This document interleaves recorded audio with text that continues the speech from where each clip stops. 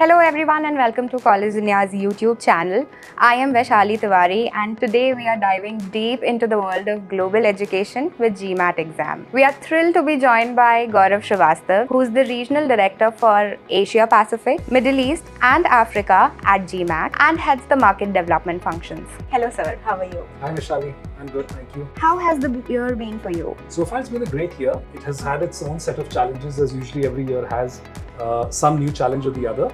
But overall it's looking like a good year. We want to begin this conversation with the basics. Could you help our viewers understand what is GMAT? What are the abilities that it tests? And why is it important for students aspiring to study at top MBA global institutions? And for students who want to study in India as well? Absolutely. So the GMAT Vaishali is a standardized exam. And it's one of the oldest exams. In fact, it is the oldest exam when it comes to management education, MBA. And it's an exam that is unique because it was created by business schools for business schools. So years ago, there was a challenge. What is the best form of having a standardized test that is fair for all kinds of candidates from different walks of life? And that's how the GMAT evolved. And the GMAT is one of the most insightful and fair tests for candidates.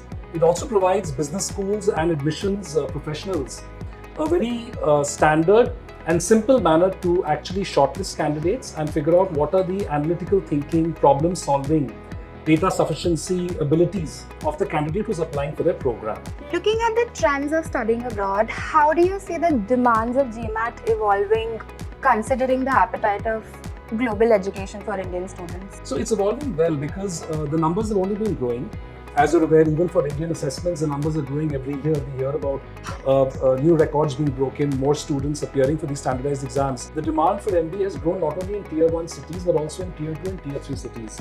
And the other encouraging factor is that candidates from Tier 2 and Tier 3 cities are also aspiring to go abroad with changing dynamics and more spending power, easier availability of student loans. There are more and more candidates who are considering studying abroad. The US, of course, is the number one destination, but there are other destinations within Europe, Southeast Asia that are also gaining in popularity. But the GMAT exam really helps because that's your one single standard exam that allows you to apply across these schools across the world. Because the GMAT is used by thousands of programs globally, and it's a simple standardized test that helps you apply for any single management program. You mentioned something about destination. We are very interested to know what are the top destinations for Indian GMAT takers. So when it comes to top destination, the number one destination is the US, United States of America. That has always been the number one destination and still remains so. Interestingly, just for our viewers to know, China used to be the largest exporter of international candidates to the US till a few years back. But India overtook China. India now has the highest number of Indian students actually going to the US. So the US is number one. It's followed closely by other countries like Canada. There are countries in Europe like the UK, France, Germany, Spain. And there are countries in Southeast Asia and the Pacific, Australia, Singapore. So that's how the order of popularity is when it comes to studying abroad. We saw a change in the format of the exam in 2023. How do you see students responding to the change? Do you see an increase in number of students attempting more of GMAT exam? So let me first answer as to why we made these changes. Why did we actually change the GMAT exam? Because there hadn't been any changes made for a long time. But we realized that with the evolving needs of both candidates as well as schools, some changes required. And one of our constant endeavors is to make sure that the exam is a good experience when it comes to candidates who want to write it. And we actually did a very thorough market study with both schools as well as candidates, and we did this globally, and we went and asked what is it that they're looking for that makes the testing experience better. And the one common response we got from candidates as well as schools globally was the fact that it should be a shorter experience, make the exam shorter. So we reduced it from 3 hours to 2 hours. The other feedback we got is that let it be a little more insightful. And from schools specifically, we were told that let the exam measure those skills in candidates that are important for success in business school as well as when it comes to your career later on. So the test was designed accordingly to look at skills like problem solving, analytical reasoning, and it was designed accordingly. We made changes. We actually dropped from 4 sections to 3 sections. We used to have an essay that we removed, and instead we now have 3 sections, which is a quant reasoning, verbal reasoning, and data insight section. So it's overall a better experience. To answer your second question, have you seen the numbers go up? Yes, the popularity has already increased. And so far, whatever market study we've done with candidates and what we've done from schools as well is that they're seeing a better response. Candidates are happier with the new format of the GMAT exam. You mentioned that US is the top destination for GMAT takers. We also agree that US has been the heart of GMAT test takers. With all the visas and uncertainties in the market, how do you see students' confidence in US? That's a great question, because when we meet candidates, the same question is actually raised about applying for the US. Candidates are very keen to go there and study. Two things: that they have the best programs, the best schools in the world. However, yes, there are some perceived challenges as far as the visa process is concerned, because the sheer numbers are very high. But I'm very confident, because we've lived through COVID. All of us have seen what happened during COVID. There was a huge backlog, and at one point of time it almost seemed impossible to even get a visa. We could not visit the embassy, and we were not getting dates or appointments. But I think one clear factor is that when it comes to candidates in India, since the numbers are the highest, the US authorities have also been extremely cooperative, and they have also tried to accommodate the large surge in numbers. So when it comes to issuing student visas, I don't see this as a long-term challenge. I think there may be some challenges in the short-term period, but over time, I'm sure we'll be able to overcome these challenges, and Indian candidates, deserving candidates, will definitely get their visas. A question I'm sure our viewers are going to be interested to know about. Do having a GMAT score influences the study visa for US process, as in directly or indirectly? In any manner, you having a GMAT score, does it strengthen your case, your application when you're applying for US study visa? I think the key word over here, Vaishali, is strengthen. It definitely strengthens the application, because think about it: if you're applying for a student visa and if you have not written the GMAT and your ambition is to go to a top B school, the person who's interviewing you or who is going through your entire application process is going to wonder about what is your intent, or how serious are you about actually going to a top B school. Now, having a valid GMAT score and a good GMAT score definitely helps, because that adds more strength and gravitas towards your overall application. So yes, having a GMAT score is definitely helpful if you're going for a student visa. Europe is seeing a lot of traction also for the MBA applications. How do you see the role of GMAT evolving in the application process when students are turning their interest towards European MBA institutions, and also when we compare it with US? Absolutely. So the European schools have actually gained a lot in terms of popularity amongst Indian candidates. And let's examine the reasons why. Why is Europe actually becoming a preferred destination for Indian candidates? So we already talked about the fact that more and more Indian candidates from across Tier 1, Tier 2, Tier 3 cities are looking at studying abroad because of the ease and availability of student loans, more spending power. At the same time, the reason why Europe is gaining popularity is, one is the quality of schools and the programs that they offer. If you look at various rankings, a lot of European schools feature very high. I know, for example, if you look at the FT rankings, France itself has 5 schools that feature over there. Then there are schools from the UK, Germany, Spain, Italy. So as a result, the Indian candidates are looking at these schools within Europe. And the other growth that we've seen is towards the master's program. So while the traditional MBA program and the EMBA program has always been strong in Europe, I think the master's program is making a huge difference.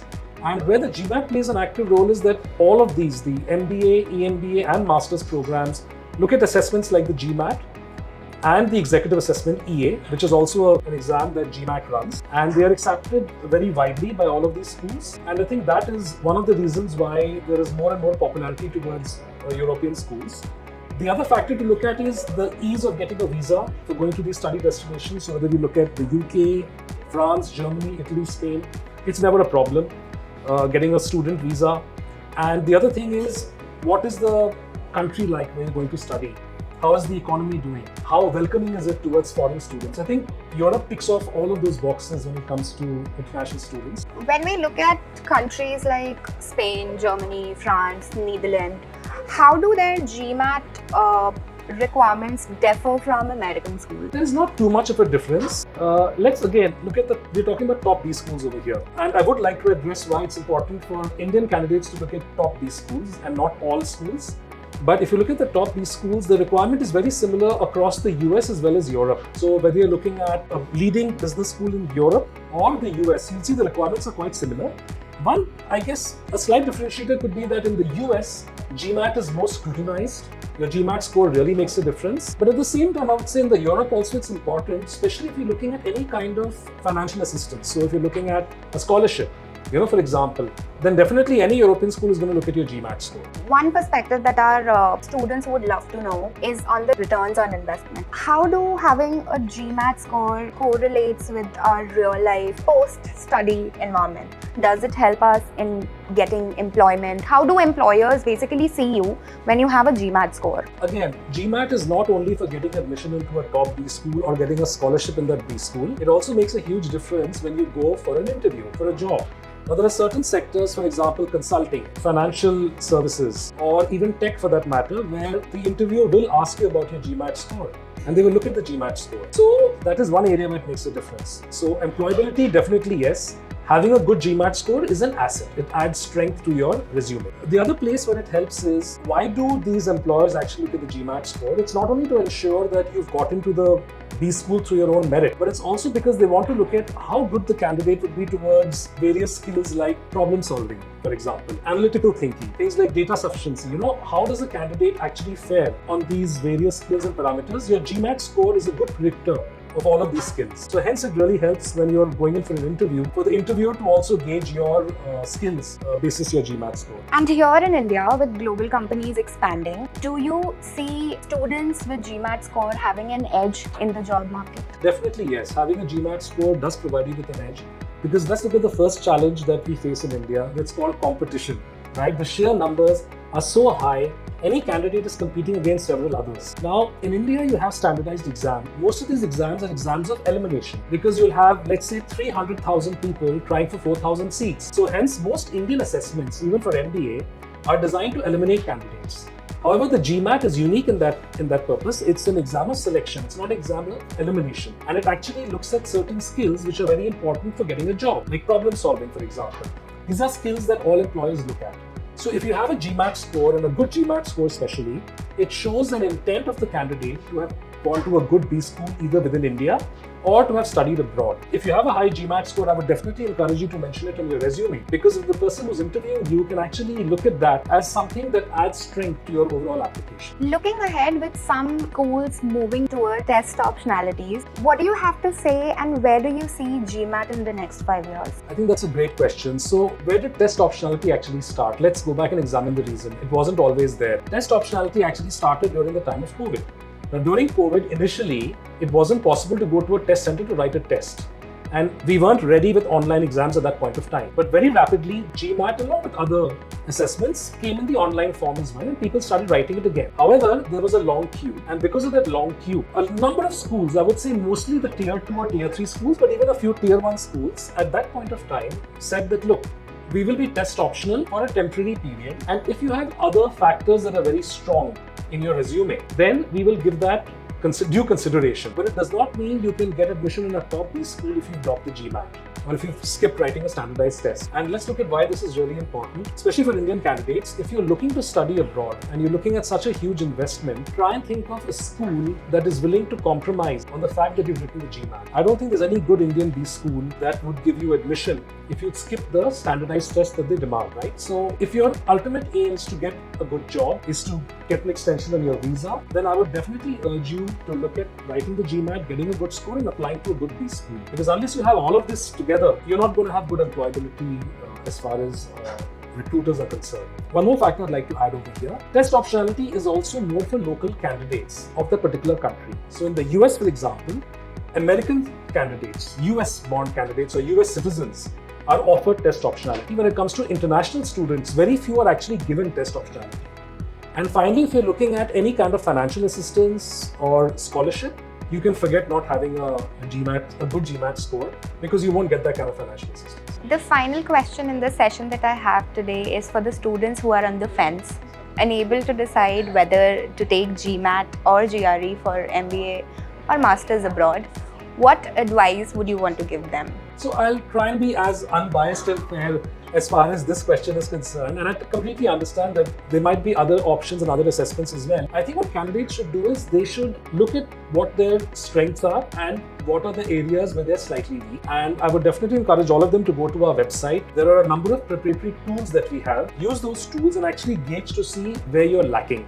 and how you can help improve your score. Now, again, I'm not saying this because I'm being biased, but the fact is the GMAT is considered to be the gold standard when it comes to admission for MBA programs, management programs, master's programs. And having a good GMAT score definitely provides you with an edge. But of course, it makes sense to go to different websites of different standardized exams and look at what schools are saying as far as preference is concerned. One point that I do want to add, and this is a data-driven point now because I'm saying it, 8 out of 10 students who get admission in leading MBA, Masters and Management programs have written this through the GMAT. Have got admission through the GMAT, not other assessments. Thank you so much, Gaurav, for this insightful session. We've learned so much today, not about only GMAT, but how it connects us to global education trends, visas, career opportunities. To our viewers, I want to thank you for tuning into our video today. If you like this video, if you found this insightful, please hit the like button, share it with your fellow aspirants, and subscribe to our channel. We will be back in the next episode. Thank you for watching.